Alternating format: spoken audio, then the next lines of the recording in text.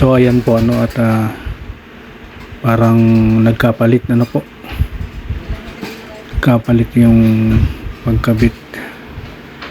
Ayan, may kanya-kanya sukat po kasi yan, yung mga bintana. Hindi nila nape-perfect kahit ginaya lang yung sukat sa kabila.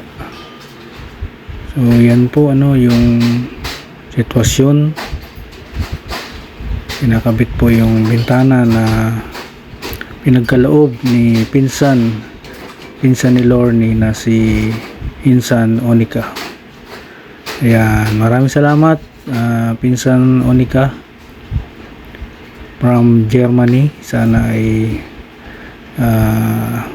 nasa mabuting kalagayan kayo dyan, no? Lahat, no? Pati yung mga kapatid ni Lorne. Ayan, so ayan po, at may bintana na ang ating dream house, malalaking bintana. Ayan, standard po yan ng ano, bintana sa abroad, talagang pinasadya po yan. Ayan, no? Kakabit na rin yung bintana dito dahil inaalis na ni Gerson yung mga bakal na nakaharang. Yan. So yan po yung ano, kaganapan dito sa dream house. Antabayanan po natin yung mga susunod na update. At ang next project po natin ay after ng flooring, isami, tapos pinturahan na po yung loob. Ayan.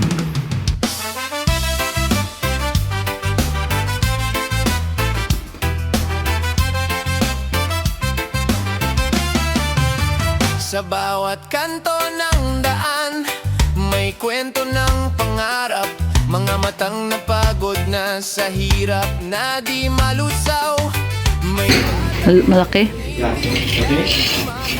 Mabawasan.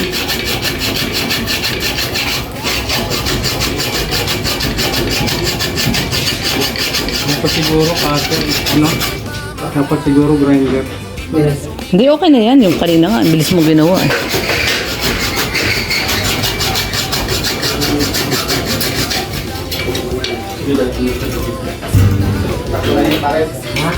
walang boses kasama sa bawat pagsubok. Sabay-sabay tayong hahakbang, hawak kamay magtutulungan.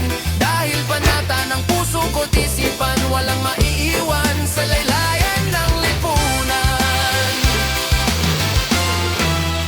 Hindi hadlang ang kahirapan para magmahal. Sa munting paraan may pag-asang magagalaw. Konting tulong, konting oras, malaking pagbabago. Kapag nagkaisa tayo, sisikat muli ang araw na bago. Hindi ito palabas lang, bawat luha ay totoo.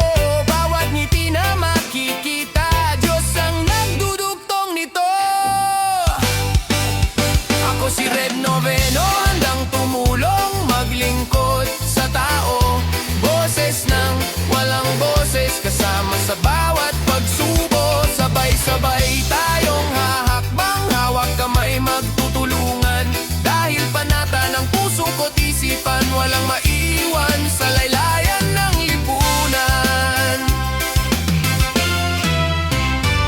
Kung saan may sakit, doon tayo tutungo. Kung saan may dilim, doon tayo magsisindi ng liwanag ito. Hindi man perpekto, puso'y buo sa pangako. Lagi mong kasama, kaagapay mo ako. Ako si Red Novelo, hindi ka nag-iisa rito. Para sa masa, para sa tao, para sa pusong totoo. Hanggang sa dulo, kapit lang, may pag-asa pang sumisigaw. Ayan guys, tinatanggal na ni Red Noveno yung lona at kakabit na po yung ano, yung ating bintana. Ayan o. Tinanggal na rin itong ano o, itong ating lumang yero sa barracks. Inalis na rin at kakabit na yung ating owning. Yan, dito may owning din tayo dito sa may bintana dito guys. At dito naman din ay sliding window, pero dito sa harap owning din po. Ang ganda pala nung owning, ganda nung pagkakagawa nila ng owning. Maganda po talaga. Kaya ayan oh, si Red Noveno ay nagtatanggal na ng lona. Naku, inulog pa yung gunting. Ano ba yan, daddy? So ayan guys, oh, pinutol na ni Red yung lona. Nakapalibot lang kasi ng lona yan eh. So yan, tatanggalin na niya at ilalagay na yung ating bintana po, no? Sa wakas, dumating na yung ating bintana. At magkakaroon na tayo ng bintana. Yung ating owning na bintana.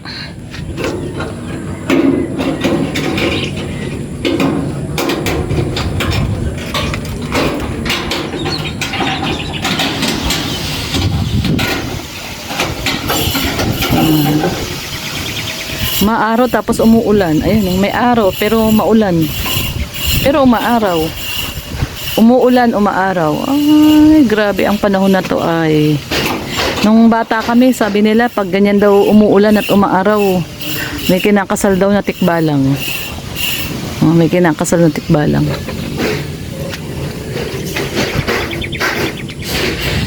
Naniniwala ka ba na pag umaaraw at umuulan, may kinakasal na tikbalang? Meron.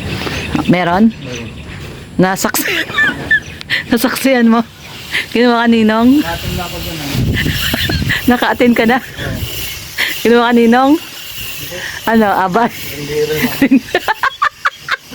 Ring bearer. Oo nga, kasi malalaki sila.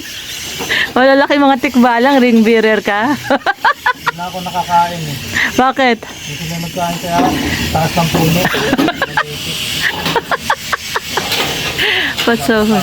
Paso, hindi ka nakapanek. Hindi daw siya nakakain at hindi siya nakapanek sa ibabaw ng puno. Hindi totoo yan guys. So tingnan nyo siya. Oh, maulan siya. Biglang bubuhos yung ulan pero may araw. Ayan oh, maaraw oh. Oh, dito oh, ayan maaraw oh. Umuulan pero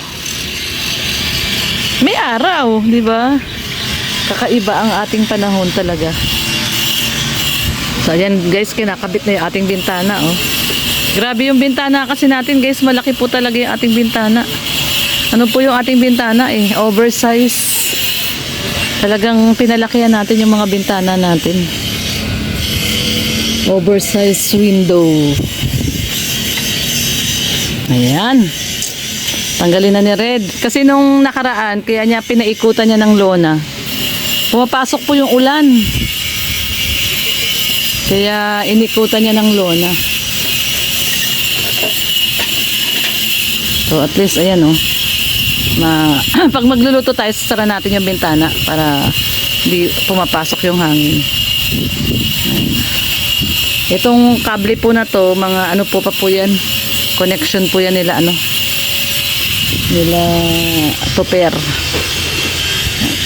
Ano pa ba sa kanila? Yun. Tawid doon no. Kasi kailangan pa rin nila ng ano, connection. Kuryente, connection ng kuryente.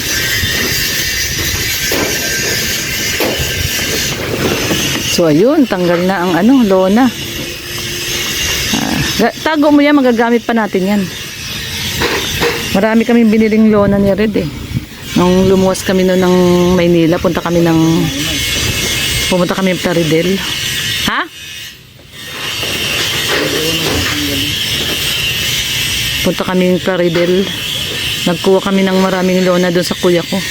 Yan din po kasi ang isa sa negosyo nila yan. Mga tent tsaka lona. Nagkuha kami ng tent tapos lona. Tapos nasira na yung tent, binagyo. Kaya